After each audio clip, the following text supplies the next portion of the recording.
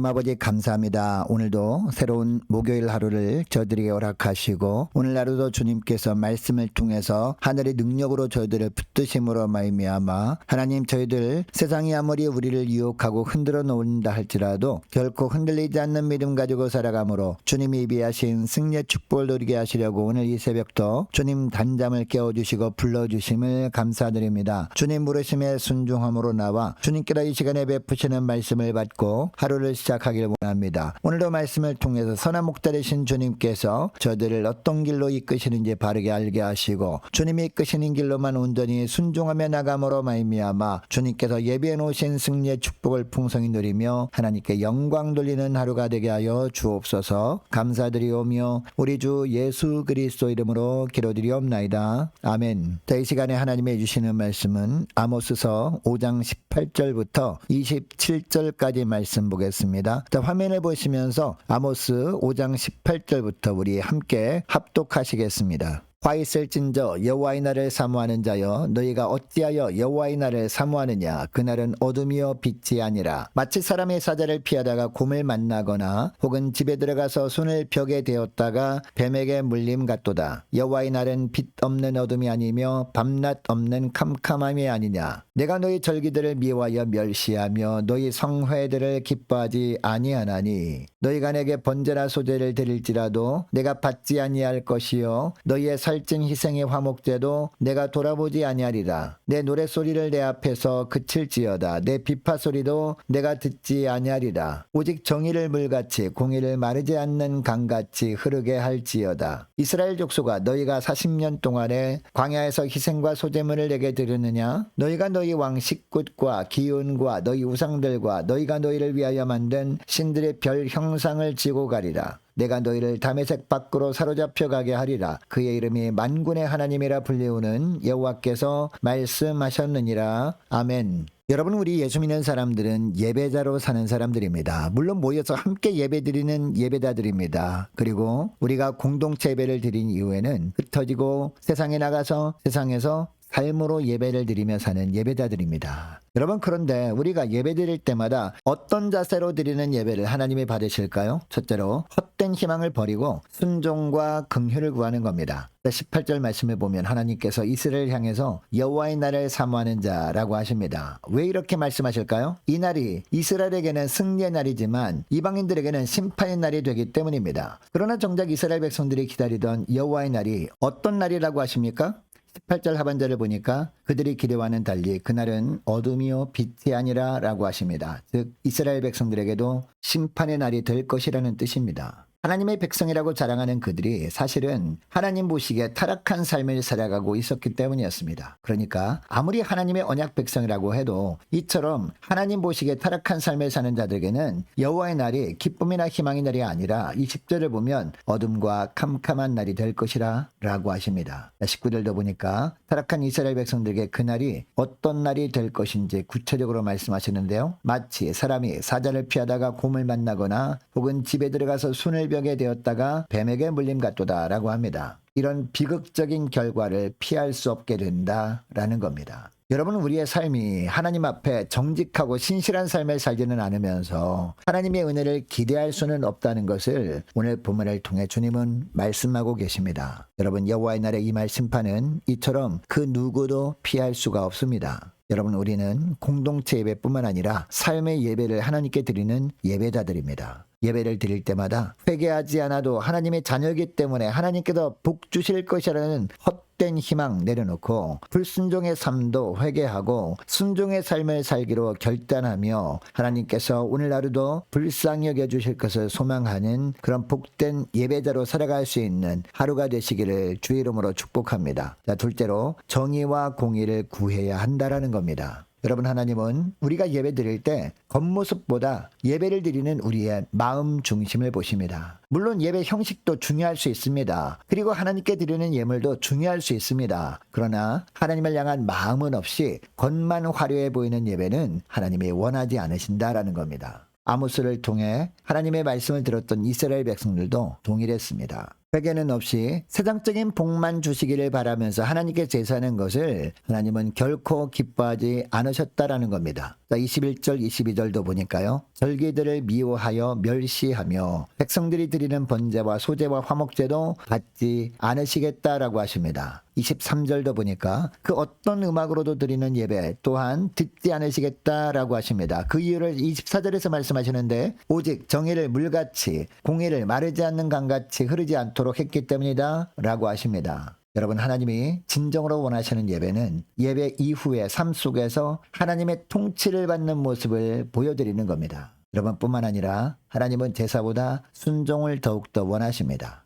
순종이 빠진 거짓된 마음으로 드리는 모든 예배는 단순한 종교 행위로 여기시고 이것을 하나님은 가증히 여기십니다. 다시 24절 말씀을 보시기 바랍니다. 오직 정의를 물같이 공의를 마르지 않는 강같이 흐르게 할지어다 라고 합니다. 여러분 여기서 말하는 정의는 하나님의 의를 말합니다. 즉 하나님의 뜻을 말합니다. 그리고 공의는 하나님의 통치를 의미합니다. 그러니까 정의를 물같이 흐르게 하고 공의를 마르지 않는 강같이 흐르게 하라라는 것은 우리 심령 속에 먼저 이것이 이루어지게 하라는 겁니다. 그런데 우리 힘으로는 안 된다는 것을 기억하고 회개하고 하나님의 도우심을 구하라는 겁니다. 그러면 성령께서 붙드셔서 성령의 능력으로 우리 각자가 하나님의 뜻만을 구하며 우리의 삶에 하나님의 통치가 이루어지길 소망하는 삶을 살게 된다라는 겁니다. 여러분 이것을 기억하시고 예배드릴 때마다 하나님의 정의, 즉 하나님의 뜻만을 구하며 하나님의 공의, 즉 하나님의 통치를 소망하는 예배자로 사는 복된 저와 여러분 되시기를 축복합니다. 그리고 셋째로 신령과 진정의 예배를 드림으로 믿음과 신뢰를 증명하는 겁니다. 25절부터 보니까 하나님은 이스라엘 백성들이 과거 출애굽 이후 40년 광야 기간 동안 부지런히 하나님께 제물을 드린 것을 말씀하십니다. 여러분 이것은 당시 북이스라엘 백성들이 겉보기에만 화려한 종교 행사로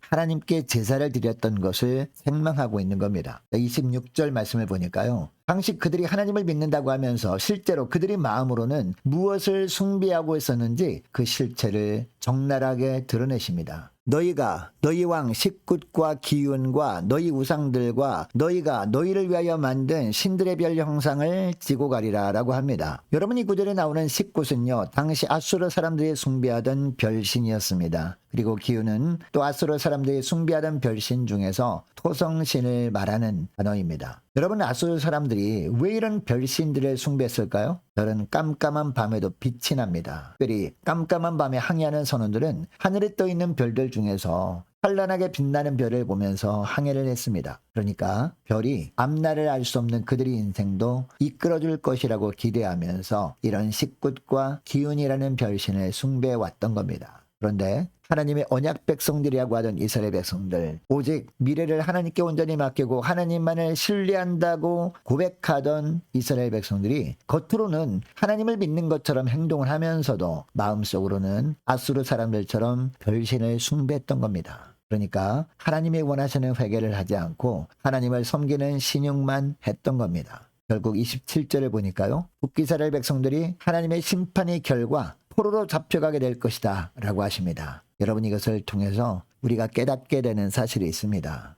하나님을 섬기는데 형식적, 습관적으로 하나님을 섬기는 척하지 않고 진심으로 섬기며 순종하는 것, 이것이 하나님 앞에 필요한 것이다 라는 겁니다. 회개 없는 형식적인 종교의식은 하나님이 받지 않으시기 때문에 아무런 의미가 없다라는 겁니다. 여전히 버리지 못한 내 생각이 있다면 그것이 바로 오늘 본문에 나오는 식굿과 기운이라고 할 수 있습니다. 이런 것들 그대로 가지고 하나님 앞에 나가 예배드리고 있지는 않은지 돌아보고 내 뜻에 맞춘 예배가 아니라 하나님의 뜻과 하나님의 중심으로 예배하며 사는 저와 여러분 되시기를 주의 이름으로 축복합니다. 저번에 말씀을 기억하며 이 시간에 함께 기도하기를 원할 때요. 이렇게 기도했으면 좋겠습니다. 하나님, 헛된 희망을 버리고 순종과 긍휼만을 구하는 예배자가 되게 하시고 오직 하나님의 뜻만을 구하며 하나님의 통치해 주심만을 사모하는 예배자가 되게 하시고 식굿과 기운 같은 내 생각 다 내려놓고 신령과 진정 예배를 드리는 예배자가 되게 하여 주옵소서. 간절히 기도하는 이 새벽 될 수 있기를 축복합니다. 계속해서 기도하기를 원하는 것은 오늘 목요일입니다. 목요 전도단 위에서 함께 기도하기를 원하고 성탄 준비가 한창입니다. 성탄 준비를 위해서 함께 이 시간에 기도하기를 원하고 2025년 새롭게 세워지는 일꾼들을 위해서 함께 이 시간에 기도하기를 원하고요. 또 교회 재정을 위해서도 함께 이 시간에 기도하기를 원합니다. 유초동부 중고등부 청년부를 위해서 남녀 전도회와 각 구역을 위해서 함께 기도하기를 원하고 또 많은 환우들이 있습니다. 환우들을 위해서 이 시간에 함께 기도하기를 원합니다. 또 취업을 앞둔 지체들을 위해서 함께 이 시간에 기도하기를 원하고요. 선교사님들 가정들마다